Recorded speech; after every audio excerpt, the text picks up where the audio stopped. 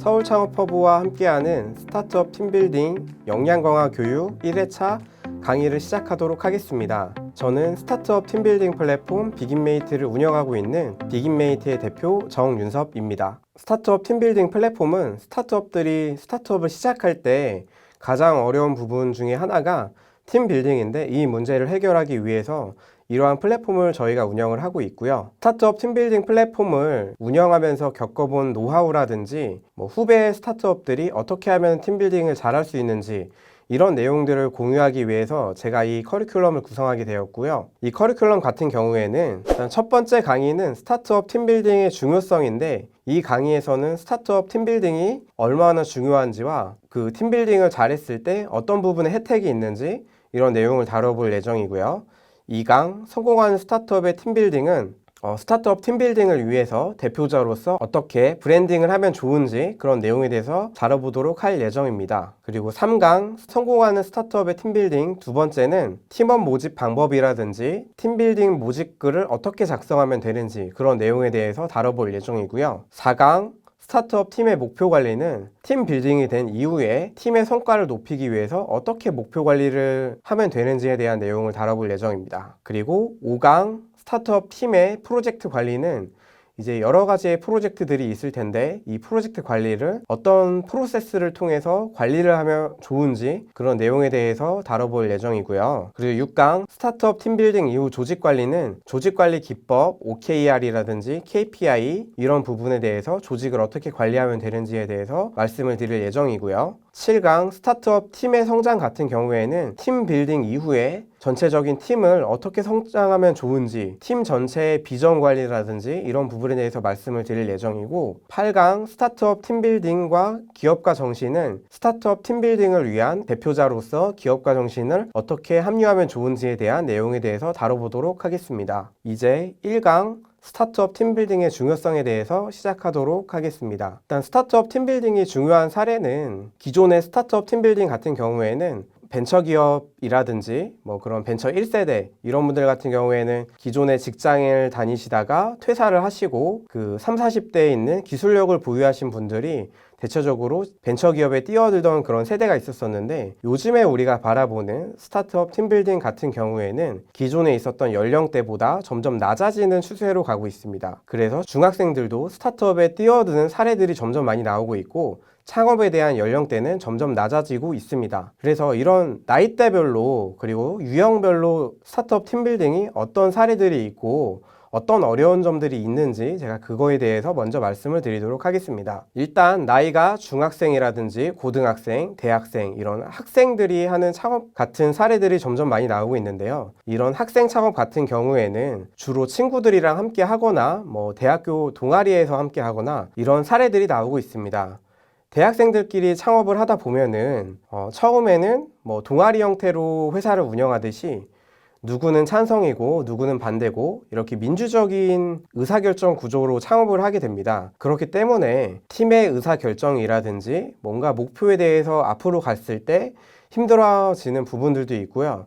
또한 전문적인 창업 교육을 받거나 전문적인 경영 지식이 없기 때문에 재무제표라든지 매출액, 이런 거에 대한 많이 부족함을 가지고 창업을 하게 됩니다. 그래서 처음에는 친구들과 함께 의기투합하면서 뭔가 새로운 걸 시도해 보겠지만은, 향후에는 의사결정에 대한 어려운 점이라든지 재무적인 관점, 경영적인 관점에서 어려움을 겪고 팀이 와야 되는 사례들이 있습니다. 외국인 창업 같은 경우에도 한국에서도 이런 사례들이 나오고 있고, 저도 그런 관련된 경험을 해본 적이 있었었는데, 이런 외국인들과 창업을 했을 경우에는 팀빌딩 중에서 중요한 부분이 규제에 대해서 사전에 확인을 해 보아야 됩니다. 공동 창업자에 대한 코파운더 비자가 나오려면은 자본금을 1억 이상을 직접적으로 외국인 팀원이 한국에 있는 법인에다가 자본금 1억 이상을 납부해야지만 코파운더 비자가 나오는 것처럼, 외국인들과 함께 했을 때는 법인 설립을 어디에 하냐에 따라서도 이런 규제라든지 체크해 봐야 되는 사항들이 많은데, 외국인들과 공동창업 하시는 분들은 이러한 부분을 체크해 봐야 되기 때문에 더 많은 고민들을 하실 수도 있고, 그리고 외국인들과 함께 공동창업을 하다 보면은 문화적인 관점이라든지 커뮤니케이션 하는 방법, 기본적으로 깔고 가는 신뢰도라든지 이런 부분이 다 다르기 때문에 이런 점에 대해서 유의를 해보셨으면 좋겠고, 시니어들과 함께 창업을 하시는 분들 같은 경우에는 지분 관계라든지 그리고 본인들이 가지고 있는 업무 분장에 대한 명확한 분배, 그리고 동업계약서, 사전에 준비되지 않은 상태에서 공동 창업을 하신 분들 같은 경우에는 이런 지분 구조 관련돼서의 문제 때문에 향후에 팀이 와야 되는 경우도 보게 되었었고요. 그리고 시니어와 주니어, 융복합되어 있는 팀빌딩 사례 같은 경우에는 중간에 시니어와 주니어들을 연결해 줄 수 있는 그런 커뮤니케이션의 리더 같은 분들이 그 양쪽 사이드를 같이 이끌어 주셔야지만 서로 와해되지 않고 팀이 오래 갈 수 있습니다.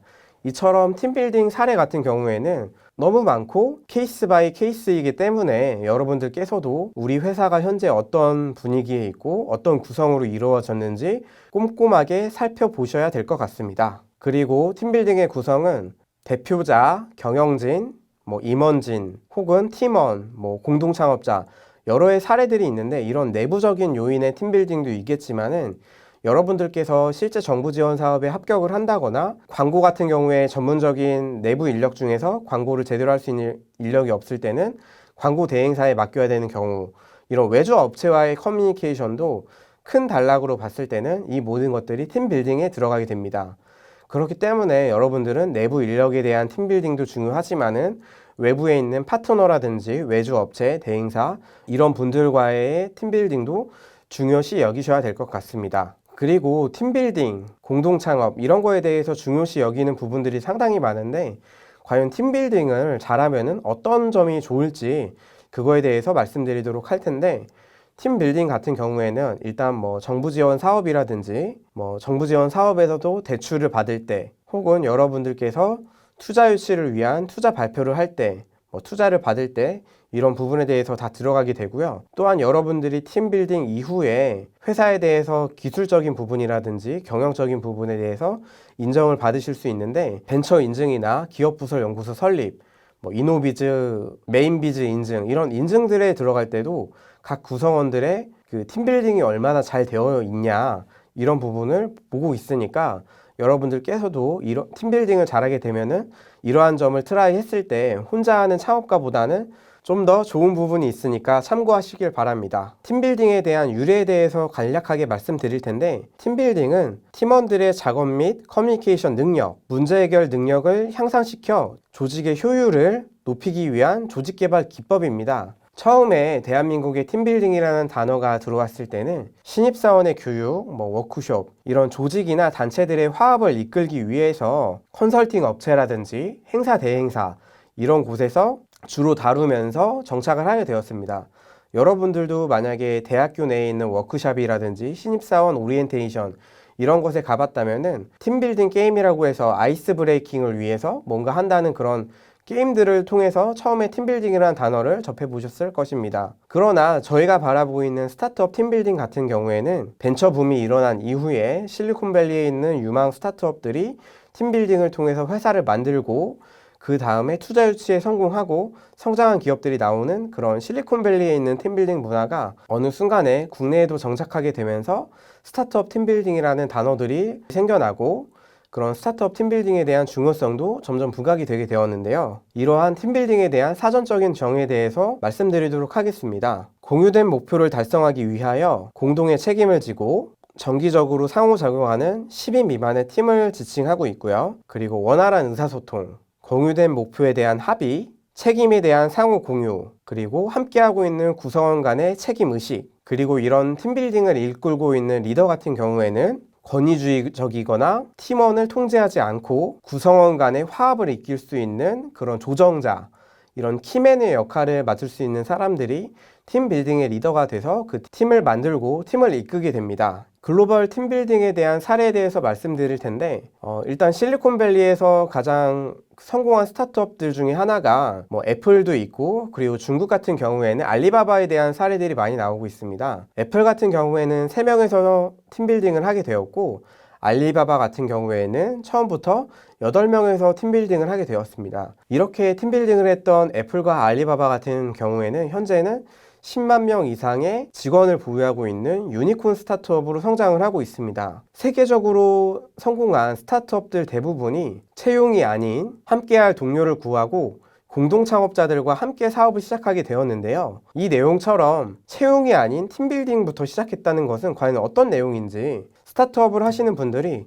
과연 채용이 뭐고 팀빌딩이 무엇인지 되게 헷갈려 하시는 부분들이 있는데, 이거에 대해서 비긴메이트를 운영하면서 쌓은 노하우, 그리고 비긴메이트만의 정의에 대해서 말씀을 드리겠습니다. 팀빌딩과 채용은 다른 것이 아닙니다. 다만 모든 기업의 시작은 팀빌딩 구간을 지나 성장하게 되는데요. 그렇다면 팀빌딩은 과연 어떤 의미를 가지고 있는지 좀 더 알아보도록 하겠습니다. 일반적으로 대기업 중심의 직원을 구하는 채용 시장이 한국에서는 가장 많이 알려져 있는 채용 시장인데, 이런 채용 시장에서 함께 할 수 있는 공동 창업자를 찾는 거라는 정말 어렵습니다.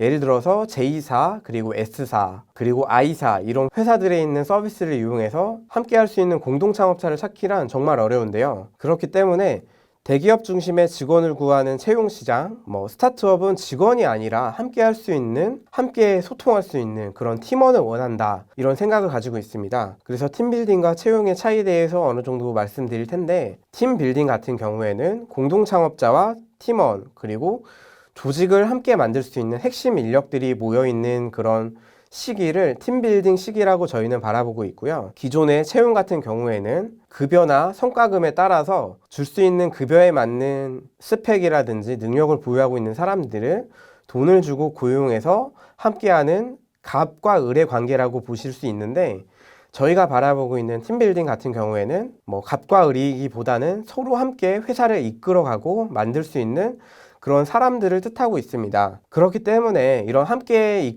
회사를 이끌어갈 수 있는 사람들과는 지분이라든지 스톡옵션, 이런 회사의 주인의식을 가지고 함께 회사의 주인이라고 생각될 수 있는 그런 보상 체계를 함께 할 수 있고요. 또한 스타트업 같은 경우에는 하이 리스크, 하이 리터닝 기업들이 대다수인데, 이처럼 리스크는 높지만 성공했을 경우에 가져가는 그 높은 보상 체계를 함께 공유할 수 있는 팀원들을 모을 수 있습니다. 이처럼 단계를 나눠 봤을 때 예비 창업팀이나 초기 스타트업 단계 같은 경우에는 대체적으로 팀 빌딩 단계를 거치게 되고요. 그리고 조직의 규모가 15명, 10인 이상, 그리고 조직의 인원수가 10인 이상, 20인 이상, 50인 이상, 이런 단계 같은 경우에는 중소기업 단계, 중견기업 단계, 대기업 단계로 이렇게 나눠질 텐데, 이런 단계에서는 조직 문화, 조직 체계가 어느 정도 잡혔던 스타트업들이 이런 채용 단계로 넘어가는 것을 보실 수 있습니다. 스타트업 팀빌딩의 중요성에 대해서 조금 알아봤는데요. 팀빌딩에 대한 정의는 어느 정도 알아보셨을 것 같고, 스타트업 팀빌딩을 하려고 하고 있는 예비 창업자라든지 함께 할 수 있는 팀원들은